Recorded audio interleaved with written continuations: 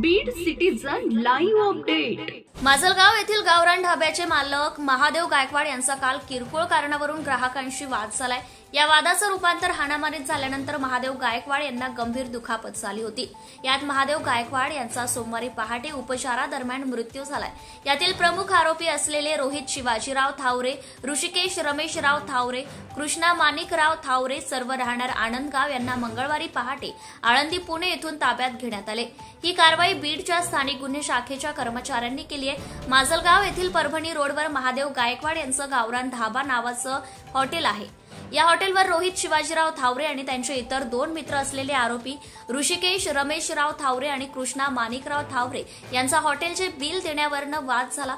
या वादाचं रूपांतर हाणामारीत झाल्यानंतर बाजूलाच असलेली लाकडी ढिलपी उचलून महादेव गायकवाड यांच्या डोक्यात घालण्यात आली।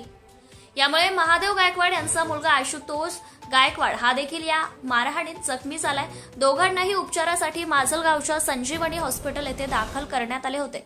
पैकी महादेव गायकवाड यांचा सोमवारी पहाटे 2च्या सुमारास मृत्यू झालाय। या प्रकरणी आशुतोष गायकवाड यांच्या फिर्यादीवरून माजलगाव ग्रामीण ठाण्यात रोहित शिवाजीराव थावरे व अन्य 2 अनोळखी तरुणांविरुद्ध गुन्हा नोंद झाला होता।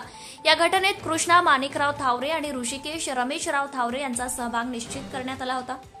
त्यावरून पोलिसांनी आज या तिघाही आरोपींना पुण्यातील नगर परिषद चौक आळंदी येथे ताब्यात घेतले आहे। ही कारवाई पोलीस अधीक्षक नवनीत कावत, स्थानिक गुन्हे शाखेचे पोलीस निरीक्षक उस्मान शेख यांच्या मार्गदर्शनाखाली पोलीस उपनिरीक्षक महेश विघ्ने, पोलीस अंमलदार भागवत शेलार, महेश जोगदंड, तुषार गायकवाड, राजू पठाण, बाप्पासाहेब घोडके, सुरवशे चालक, गणेश मराडे यांनी केली आहे। Subscribe now and press the bell icon. Never miss an update.